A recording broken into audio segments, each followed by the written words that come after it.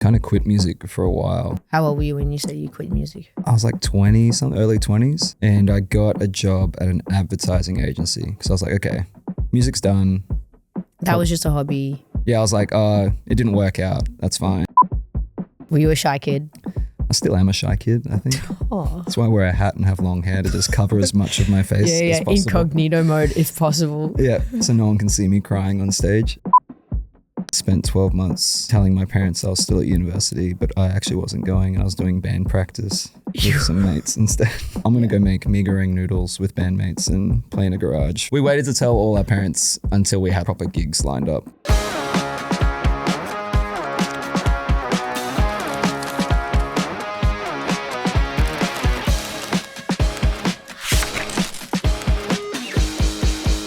Listen up. Today I am joined by Hazlett. This is an artist who, if you like folk pop, very wear your heart on your sleeve music like Bon Iver and Fleet Foxes, you're going to absolutely love this man. We go right back to the early days in Brisbane where he started his music career. He joined music kind of late at the age of 26. So we hear about that journey, finding his sound, moving to Sweden, and his choices along the way. This is a man who has shared stages with Noah Kahan, Passenger, Vance Joy, the list goes on and on. He is absolutely killing it right now. So let's do it. This is Listen Up with me, Ash McGregor, and Hazlett. Hazlett, welcome to the podcast. Hello, nice to be here. Good. This is a long time coming, this interview, I feel. Yeah, it's been a while. It's been a while. And I'm keen to get into it because a lot of people, they talk about your story and they'll say, it starts from when you were 26 because you, quote unquote, got into music late. Yeah. Which I don't think 26 is too late. Like, okay, that doesn't seem old to me. Like in the music world, it feels late. I mean, there are people that have like 10 years on you at that stage. Yeah. But you're still inventing yourself at 26. So it doesn't feel crazy. But I'm keen to go back because we're both from Brisbane. Mm-hmm. I was about to say something about Brisbane. I was like, wait, I can't actually remember what a good saying for Brisbane is. What do you mean? I was like going to say the Sunshine State, and then I remember it's changed to the Smart State now. I don't know how. I forget about the rebrand as well. Let's just call it the home of the brown snake. Yeah. I loved it there. Yeah. What did you think of Brisbane growing up as someone who has also grown up there? I loved Brisbane. I feel like Brisbane gets a bad rap. Yeah. But in saying that, I guess I love Brisbane because I guess I've traveled so much now that it's nice coming back to Brisbane. But it was a tight-knit music scene, which is why I liked it growing up. Everyone knew each other. Who do you remember in the music scene growing up? I grew up in like the same time as like the Kairos, which turned into like Last Dinosaurs, bands like that. I had a bit of like a trip down memory lane when I was there recently. I was going through like the Valley and being like, oh, that's where I played and got in a fight once outside that place and that was fun. Seen some things in the Valley. The Valley's a strange When you see place. the Valley in the daytime, you're always like, oof. So I found it funny when everyone comes to Big Sound in Brisbane and they like see it at nighttime. I'm like, just stay inside until nighttime happens. It covers up a lot of the Valley. A lot of the mess. Yeah, there's some horrible memories and lack thereof in that area for me. Yep. So were these people growing up in Brisbane, were they like your music community or these people just inspired you to do music?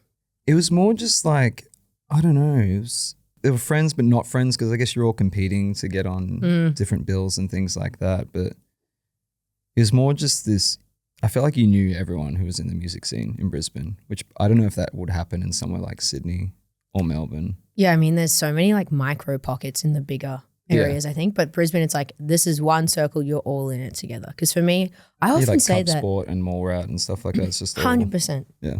Jungle Giants, Jeremy Neal, Thelma Plum, that whole era of music was really big for me. And really punching above our weight, Brisbane. What can I say?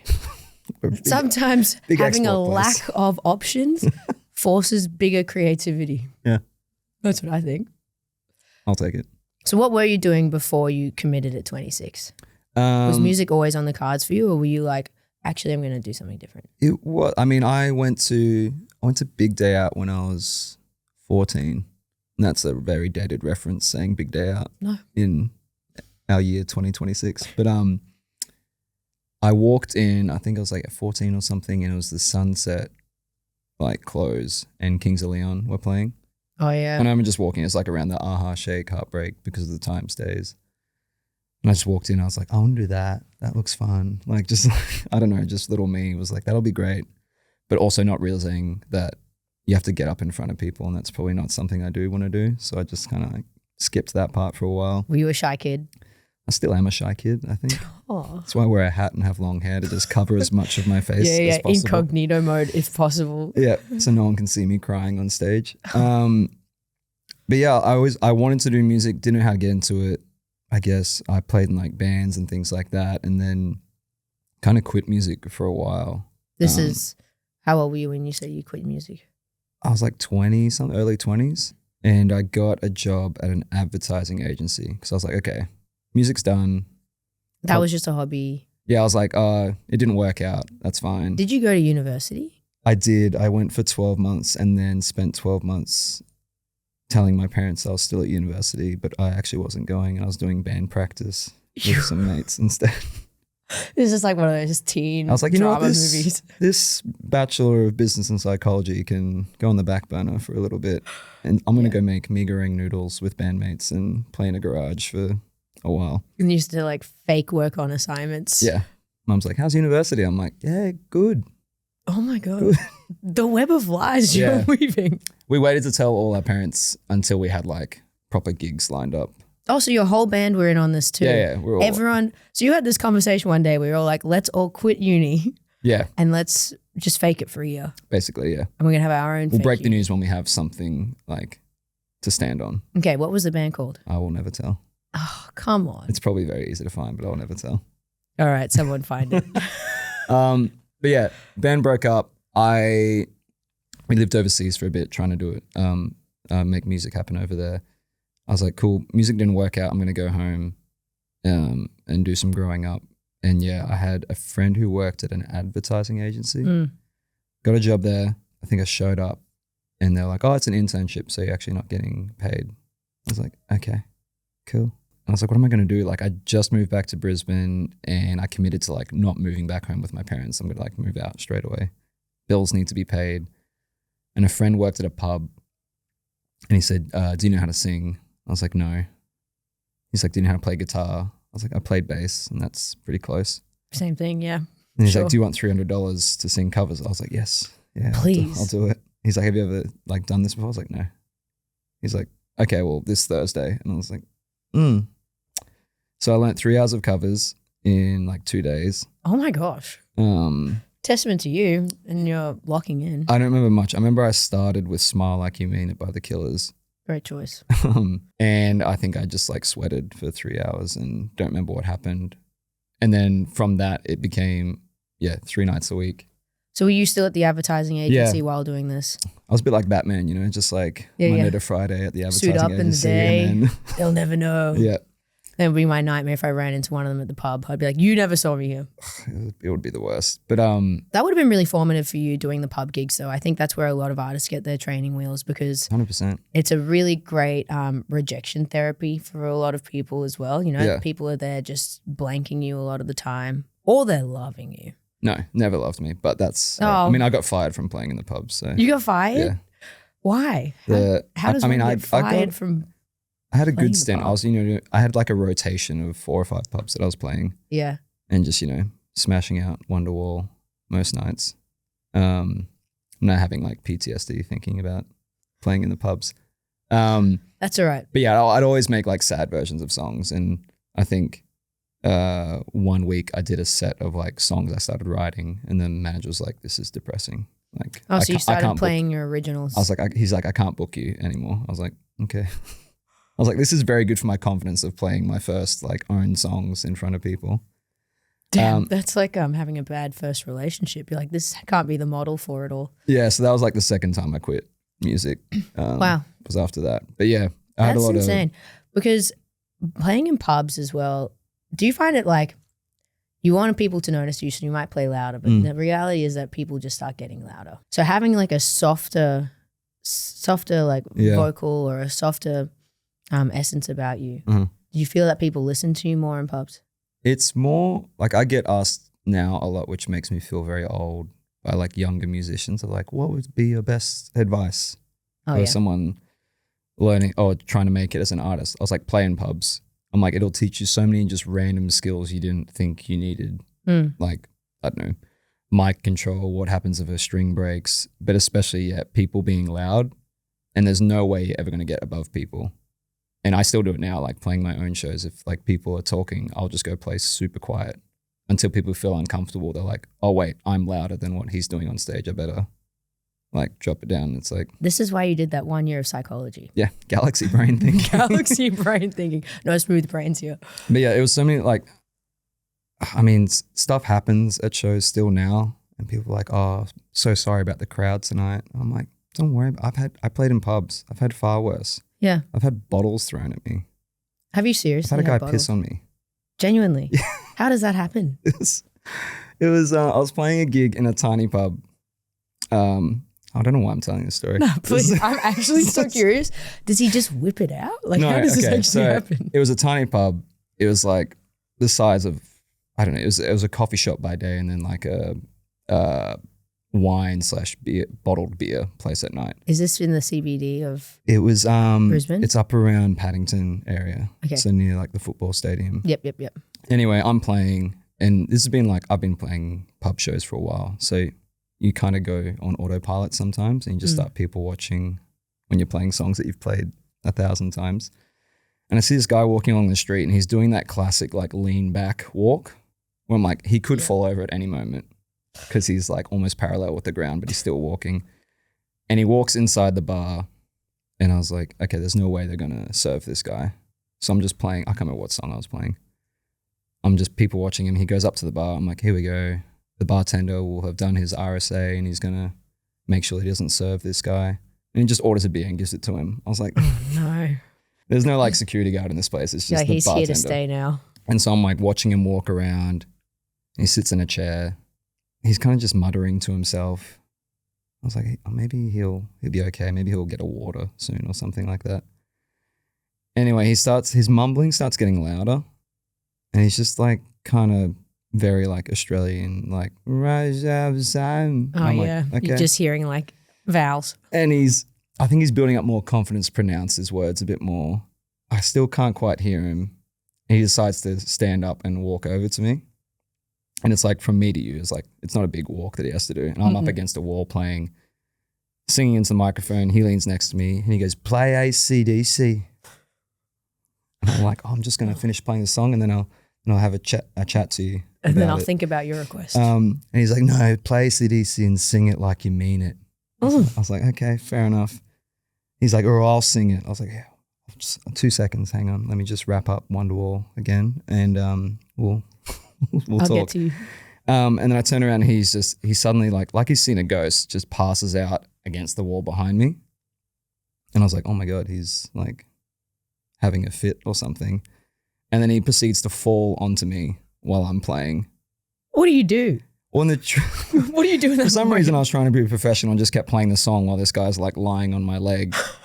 And then I noticed that my leg's getting wet. Oh, no. And I realized that this man has soiled himself while passed out on my leg. So what do you do at that moment? My heart would just sink. Dude. I finished the song. You finished the song? Oh, my God. Well, I'd get on the mic and be like, guys, we've got a situation. I didn't know what to do. So it just happened. I told the bartender, I was like, I got to wrap it up early and get out of here. Sorry. Yeah, fair enough. That's health and safety at that point. Yeah. I was like, sorry, I need to go. Like, did you go back to that venue after that? No. No, that was the last one. That was the last show. That's the last straw. That was part of my quitting music saga, I think. Yeah. Getting fired for playing your own songs, getting pissed on. Yeah, you see it all in those situations. You see the best and the worst of society. Mainly the worst, but yeah. Yeah, I can imagine. So at this time, you're writing your own music. Yeah, but after I got fired from the pub, I quit doing it. It was just like a shot to the ego. I was like, well, what's the point if I've just got fired the first time I've played my own songs? So yeah, that's an interesting mindset, because I listen to that and I go, why would you care about the person who just runs a pub? Like, then what's their music taste to you? Well, the thing is, because I was also very nervous to do it. Yeah. So I was already like, oh, I don't know if this is going to be received well. I'm like, oh, it's not received well. Okay, my intuition was right. It's not good. So it is ballsy to like go in there and just start doing your originals. Yeah. Do you remember those originals? Are they ones that you haven't released? Yeah, 100%. And they will never be released. There's one called Gold. Oh, yeah. I think friends of mine used it for their wedding song. Oh, it must be good. It's deleted now. You'll never find it. Oh, I don't like hearing that. But yeah, then I went back, did full-time at the advertising agency. So okay. And then when you were there, were you having this, not really a Batman moment again, but a moment of just like, I can't believe this is my life now and I'm doing this for the rest of my life? A desk job? Or was there... Kind of. Or were you pretty resigned to the fact that music was over? I was also dating someone at the time that said I needed to quit music. So that didn't help either. They really liked the idea that I had a stable job and things like that. So that played part in it. And then the thing that brought me back to music, this music publisher, he's Australian, but he lives in Sweden. He found Savage Garden and the Veronicas back in the day. That's like his two big, Australian success stories. And his wife saw one of the YouTube videos of one of my own songs that I posted. And she told him, like, oh, that bass player that you used to know sings now. And he's like, no, he can't sing. What do you mean? And he called me up and he's like, you didn't tell me I could sing. I was like, I can't. So what do you mean you can't? I was like, I just got fired from the pub for singing my own song. So yeah, technically I don't think I can sing. He's like, no, I think there's like something to your voice. You should come up to Sweden and work with some people up here. And I was like, no, I've kind of quit music. Got my big boy pants on and I've got a full-time job and doing that. And that's what I did. I just said no to him and he called maybe every couple of weeks for about 3 months being like, I think you should. Wow, I really admire that. Yeah. And then in a classic turn of events, me and the girl I was dating broke up and I made 2 phone calls. I called my mum and said, can I stay at home tonight? And then I called this publisher, his name's Hayden, and said, are you still offering that trip to Sweden? He was like, yep. And I think I was on the next flight a week later up to Sweden. Look, he could make the best heartbreak music as well out of that. Got just winter and just darkness up in Sweden. I'm like, all right. Let's lock in some I'm already feels. depressed. Let's throw in some winter seasonal depression. Did you know much about the Swedish music scene at that time? Because for me, I think the jump from Brisbane to Sweden is a really random one. I knew it had like the legacy of, big pop music, like, polished all pop. the Britney Spears stuff. Backstreet Boys came out of Sweden back in the 90s and then obviously ABBA and everything like that. So I wasn't technically going up for that.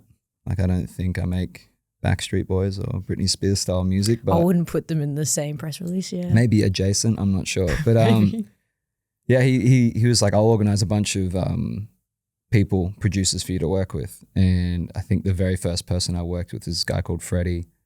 And after I worked with him, I called Hayden. I was like, oh, you can just cancel the rest of the sessions. Yeah. He was like, what do you mean? I've got like this whole schedule for you. I'm like, I like this guy. And me and Freddie have recorded all my music for 7 years now together. So that's phenomenal. Yeah. How did you know that you were onto a winner with Freddie? This is Freddy Alexander, right? Yeah. I don't know. It was easy writing with him. We just have very good chemistry.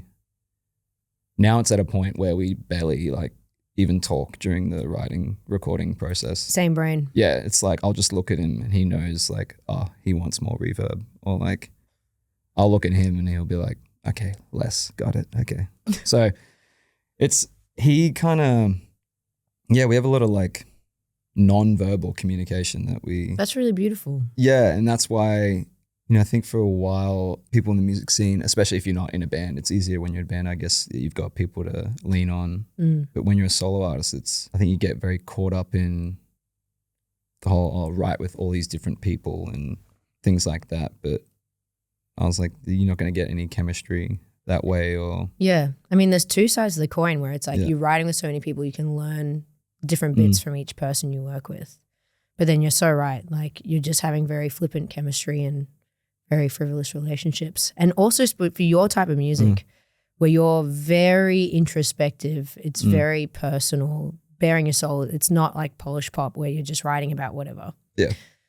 You do need to have a proper relationship. I think people, musicians are now seeing that a bit more. It's like you look at, Phineas and Billie Eilish. It's like they did everything together from, bedroom to now. And it's because they have that chemistry.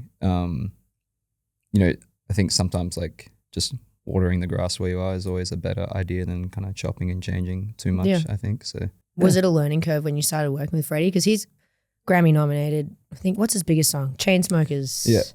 Paris. Yeah. Well, you know, would- I was working with him before he had that song. So I was like, I knew Freddie that was making homemade wine in his studio trying to get by. So yeah, from the early days. But yeah, he's great. I'm also very spoiled working with him. What do you mean by that? Like, he's so quick at what he does in terms of recording something and, you know, within 20 minutes has something for me to listen to that sounds pretty close to like what we want out of it. And that's also because we've worked together so long. There's none of this, like, we do experiment with like sounds and things like that, but there's none of this, you know, murky area of where we're not sure what we want. And we do a lot of like pre-production now where I basically spend a lot of alone time writing, and then I bring him like my offerings of voice memos. I'm like, here are the things that I can present to you. And I'm like a very visual person. So I'm like, here is the Pinterest board I've put together for the album. Here are my sonic references, and like, oh, wow. yeah, we have like a nice language, I think, that we speak. And then with he'll each other. stitch it all together. Yeah. Really make it come to life. Mhm.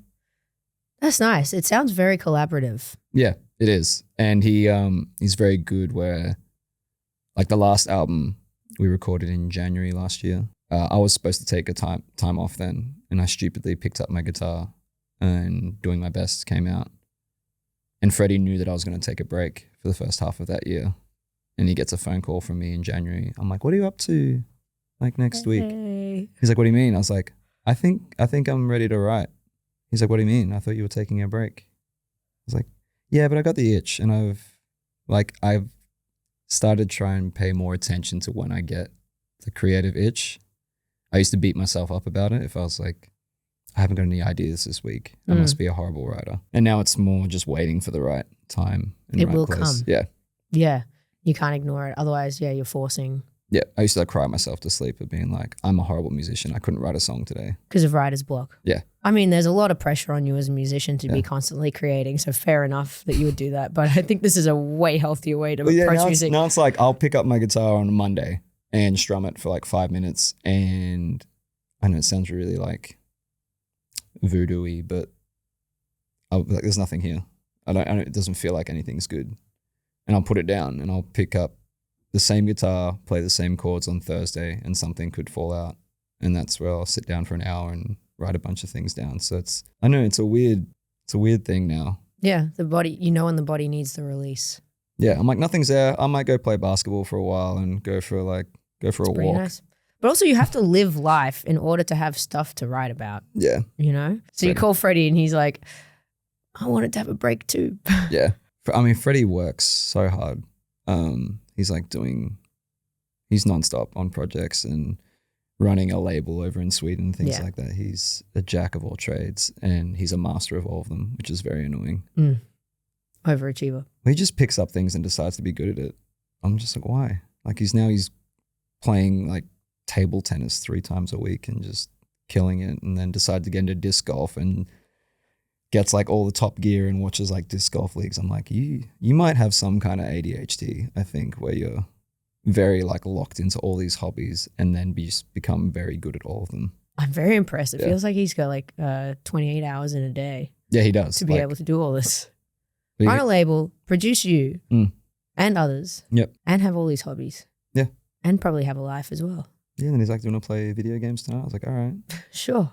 And then we end up just talking about like music production while playing.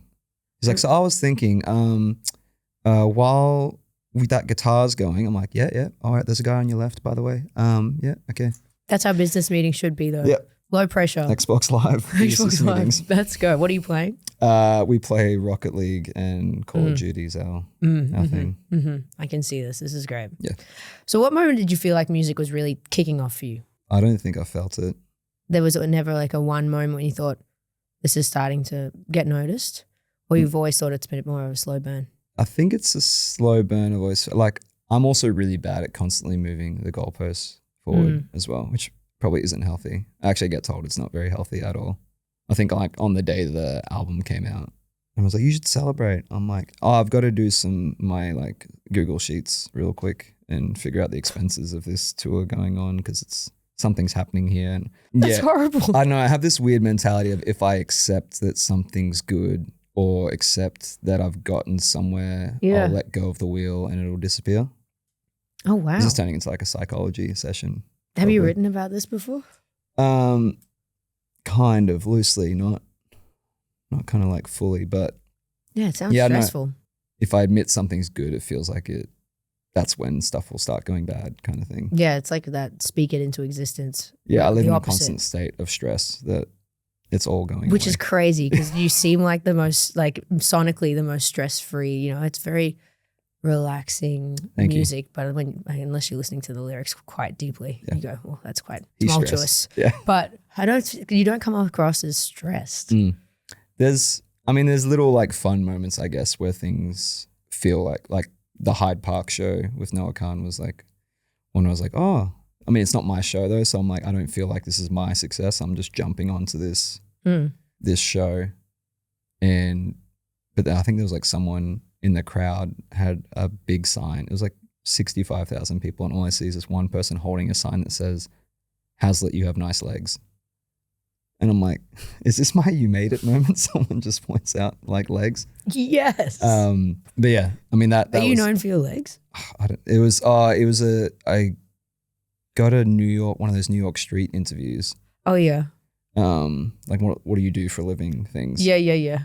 And I coincidentally was wearing like short shorts and like a hoodie and were the comments just like, well, I didn't see it. My mum pointed it out. She's like, did you see what people are saying about you? I was like, what do you mean? She's like, on that video in New York. I was like, no. And there's these people being like, songs of a god, legs of a goddess. And I'm like, what are these comments? I'm like, my mum is reading these, please. I'd be like, I'm taking this to the grave. Please Thank keep you your so much. opinions to yourself. Your mum is on it. Yeah, I have to tell her to be less on it, to be honest. It's like, Mum, stop writing my darling boy on every post that I make. She's like, okay. Oh, God. Bless. I was like, I really love it. I appreciate it, but I don't want like, someone finding you and, yeah, there's a scary stalking element to you it. or something. Yeah. She does seem like quite a great constant in your life, like your biggest supporter, but someone who's always checking in on you and grounding you. Like I know you call her out and doing my best. Yeah.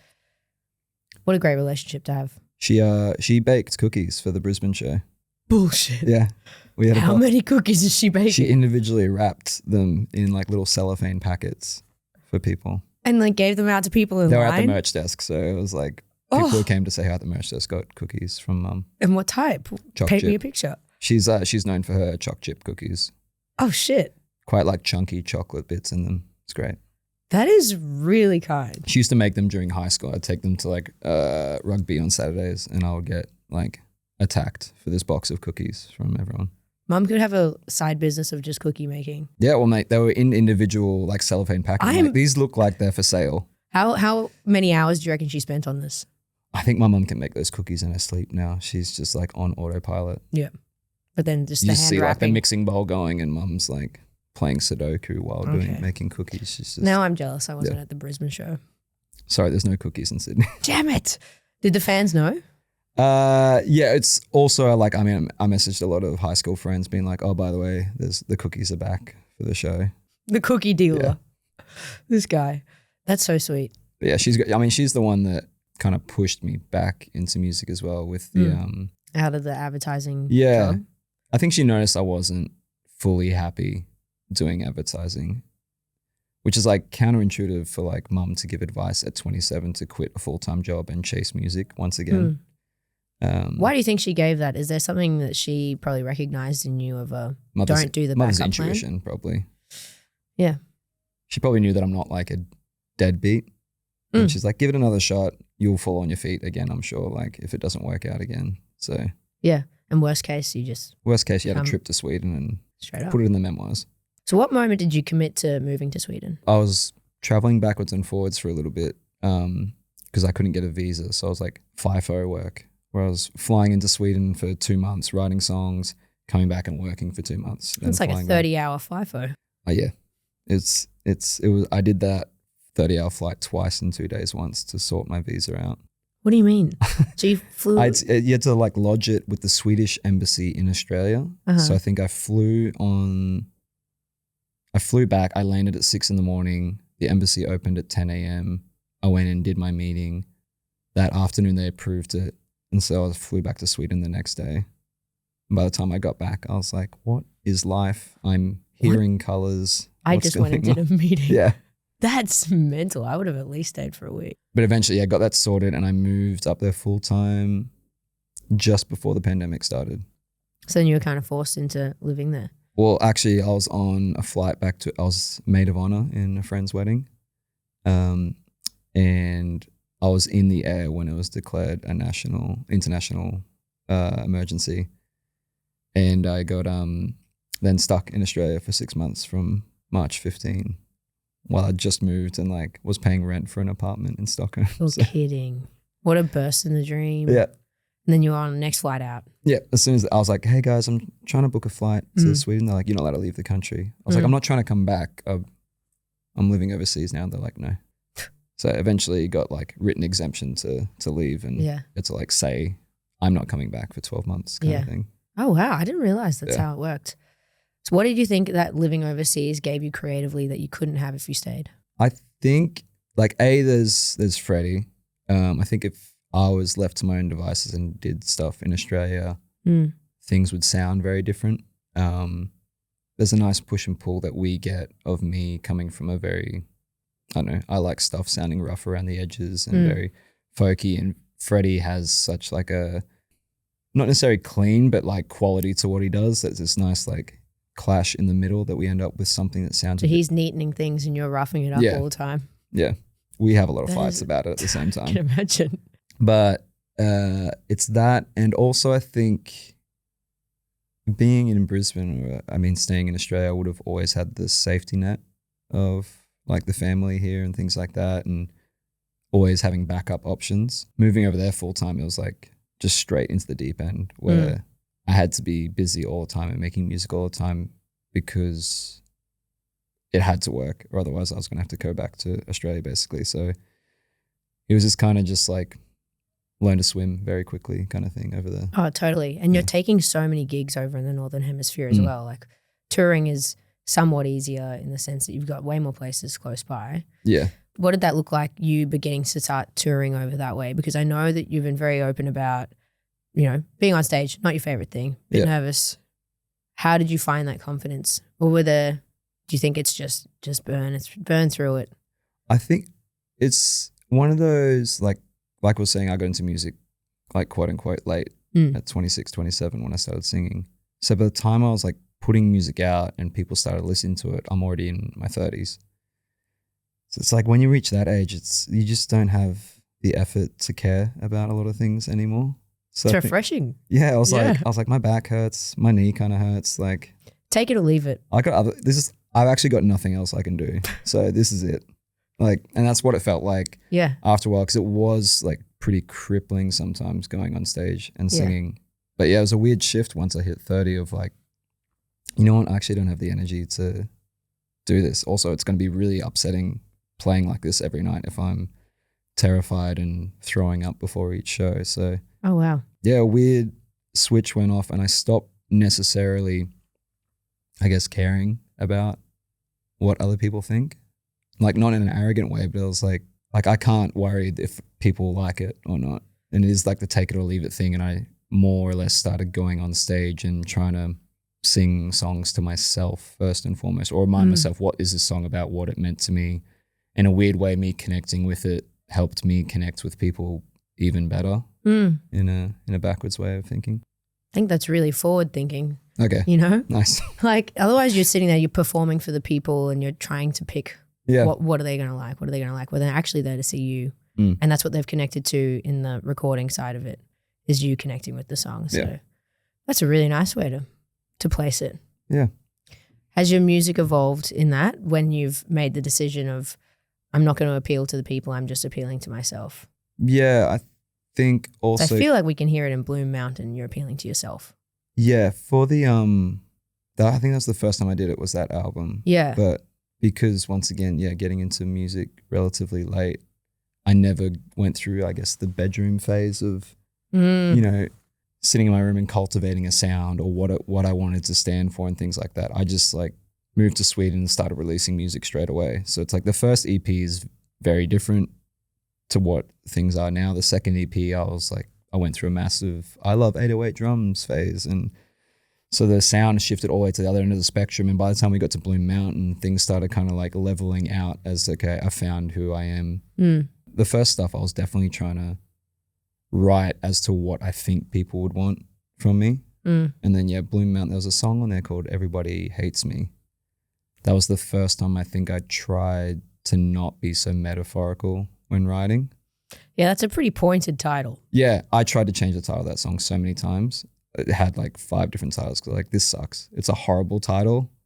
It sounds like a Simple Plan song. A little bit. I don't want it to be this song. And eventually I just said, you know what, this is the first time I'm going to like be very blunt with how I'm feeling. It was during COVID. I was in Sweden. I was reading into every text message or email I would get from friends being like, why is there a full stop at the end of the sentence? That seems really rude. That seems abrupt. Does this person hate me? What's going on? Your brain works overtime, man. And so, that song was the catalyst for now, that especially the last album, The Last Night You Said You Missed Me one, is a lot more just, I think that's why that album came together in a month. Because Bloom Mountain you did over 2 years. Yeah. This recent album, Last Night You Said You Missed Me, 1 month, which is a real snapshot. Yeah. What was that like? Just really doing a timestamp album. This is exactly how I'm feeling in this moment. I think I love doing Bloom Mountain. It was great to like dig in, and in a weird way, me and Freddy kind of did all our soul searching on that album. That now I was like, I never want to take 2 years to make an album ever again, because I don't like the idea of things feeling disjointed or from different timelines. Like I like stuff being in a relatively small window, whether it's like 1 month or 3 months. Obviously 1 month is insane to like just write and record an album in 1 month and be like, that'll do. And make it sound coherent. But I like the fact that it's in a short time, because then everything, sounds similar. My voice sounds the same on all the songs because it's all recorded in the same place at the same time. But that was just stroke of luck, that album. Like I was supposed to take 6 months off and ended up doing a new album and going some on of your tour biggest songs on it. 201 days last year. So that was a good break. That was a good time off, wasn't it? God, what have you done to yourself? Touring for 200 days, writing an album. Yep. Oh my gosh. Well, I think it's done really well. I love that album. My favorite would be Fast Like You. Oh, that's my favorite. Crowd favorite? Yeah. Actually? It's one of those like, if you know songs. Oh yeah. And we, towards the back end of last year, started putting that song in the set list. Oh, so people were itching for it before it was released. Yeah, and also there's not many upbeat songs. And that's kind of one song that has an upbeatness to it. And the guys in the band really liked playing it. They kept kind of pushing for it as well. So yeah. Okay, well, crowd favorite. Yeah. I'm happy for it. It's an Ash favorite. It's an Ash favorite. Yeah. What's your favorite then? I really like Fast Like You as well. But each album for me, there's always, I call it the Sun song. And I wait till it's written, and a lot of the album then stems from it. All the songs orbit around it. Like Bloom Mountain was Please Don't Be. That it wasn't until that song was written that the album took shape, and everything could like borrow from that song, whether it's themes or sounds. The next album was Blame the Moon, and then last album was Doing My Best, and it was gotta be. That song was written. I was like, oh, I like this, and it feels like, I don't know, it's like the songs themselves are like trailers for the album in a weird way. Yeah, it's like, oh, here's what the album is about in one song. Yeah, if you want to get an idea, this is the one you got to listen to. Yep. Yeah, and that one's just on silly numbers. Yeah, I have a lot of friends ask what their favorite is, and they say February. I'm like, that's an instrumental. Oh, yeah, that's the one that has the ocean sounds at the beginning, it's right? got lyrics at the end. I was like, okay, thanks. Okay, your friends they got some soft souls on them. Yep. That's what I like about you as well. You're someone who can really articulate a lot of nuanced emotions. Have you always been like that? No. This is something you've learned? I don't know. It's like, I think music became my, in a weird way, like a live journal kind of thing. But now it's reached a point where like mum needs to write a Christmas card. She's like, you're good at writing. Can you write the Christmas card this year? I'm like, no, I don't want to write the Christmas card. But I don't think I've always been, I guess, an introspective person. much to my parents' annoyance. They probably think I'm too quiet. Like, why doesn't he talk? He doesn't talk much. Too busy thinking. They're too busy thinking and writing songs about it. Yeah, it became my outlet. So I don't know, just in a weird way, I never had a diary or a journal. That's the way that you could put your emotions into actual logical thought. Yeah, and so people will ask, they're like, oh, is it hard to like write like that? I'm like, not really. It's like, it's just kind of a live feeling or a snapshot of what's going on. So I don't try and think about it too much in a weird way. 100%. You're a lot of people's comfort artist. Am I? Yeah, I would say so. Nice. 100%. Who's your comfort artist? Ooh. I mean, obviously Bon Iver, I love Carole King. Oh, cool. Yeah, that whole Tapestry album is a big comfort album for me. London Grammar's another comfort artist. I haven't listened to London Grammar in a long time. I've been helping my parents. They sold our childhood house that I grew up in. Yeah. And I found my CD collection. I'm like, do I keep these? I'm like, what am I going to do with CDs? And it's like hundreds. You got to keep them. I threw them out. Are you kidding? Yeah. No. I'm not like I'm a sentimental person, but not in terms of like holding on to things. Okay. Like I'm the opposite of a hoarder. Like I just throw stuff away. I'm like, oh, that t-shirt was great for a year. And then I'll miss it a year later. But at the time I'm like, I need to clean everything. You're like constant purge. Yeah, literally. Spring cleaning. Spring cleaning, all my mind, round. My physical space. Tallest Man on Earth's another one. This is a great list. At the moment, the big, like it was on my Wrapped last year. I've been listening to the 1975 live album from Manchester. True. And it's something about, I don't know. I listen to that start to finish. I don't even pick songs. I literally run it from top to bottom. Great. Nonstop. As it's meant to be. And it's really comforting. I need to have a dive into that after this. Do it. Because that concert builds really well as well. Yeah. Once it hits like About You, I'm just like sobbing. I'm like, ooh. Have you seen them live? No. All right. We'll put that on the bucket list.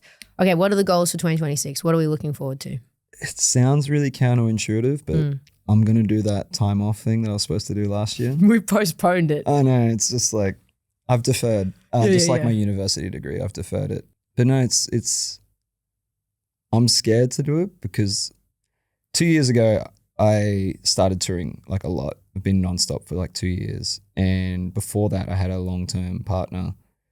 And it was getting way too hard to balance the amount of time. So I was like, saying no to gigs or tours and things like that. And, flying back to Australia to see her and things. So we went our separate ways and I was like, cool, if I'm going to do this, I'm going to say yes to every opportunity. And I did that for 2 years.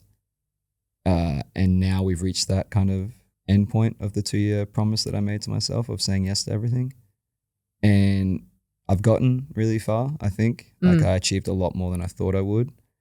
But also like I missed out on a lot at the same time. Like my nephew's like growing up really quick. I haven't really had a personal life. Celebrities are dying that are like my parents' age, and it makes me kind of like sad and nervous at the same time. I'm like, I want to spend more time with my family. And I think I've just been so in people's faces for 2 years that I'm like, maybe I should just go away for a while and give people a chance to miss me. To cleanse from me. Yeah, you've had enough of me. I've probably annoyed everyone at this point. But yeah, I'll take 6 months off. I think that's nice. Start making music again. But yeah, in a weird way, I'm scared that I built all this up and then I'm stepping away just as I've done something. And I think TikTok generation is going to be like, who are you when I come back? And no, not at all. I think in an artist's lifespan, it is as important to be away from the limelight as it is to be in the limelight. Like it makes, you got to have people miss you, but also you do need to live your life to create your craft. So I think that's great. And what I hear is that you're just incredibly stubborn in a good way. You're committal stubborn. Okay. I'm going to do it and I'm going to commit to it. Yep. And now you've fulfilled your promise to yourself. So now I have to commit to the break. You got to commit to the break. Okay. No more picking up that guitar and then calling Freddy and telling him. I'll destroy all my guitars when I get back. Yeah. Absolutely. Promise me. I will. Throw them out. I mean, you're good at that. Throwing out all my stuff. Oh my God. Oh my God. Dude, thank you so much for coming on the podcast. This has been I've just been nice. Blabbing. I feel like I haven't talked this much in a long time. That's okay. This is what this space is here for. And I'm very happy to be your listener. Thank you. No, genuinely, I've been loving watching you grow over the last couple of years. I think it's so nice seeing the world catch on, Australia catch on as well. Yep. And I'm excited to see what you do in your hibernation. Me too, actually. I'll document the whole thing. Hey, I'm just kidding. That defeats the purpose of taking a break. Exactly. Please don't. No, I've loved it. I appreciate you.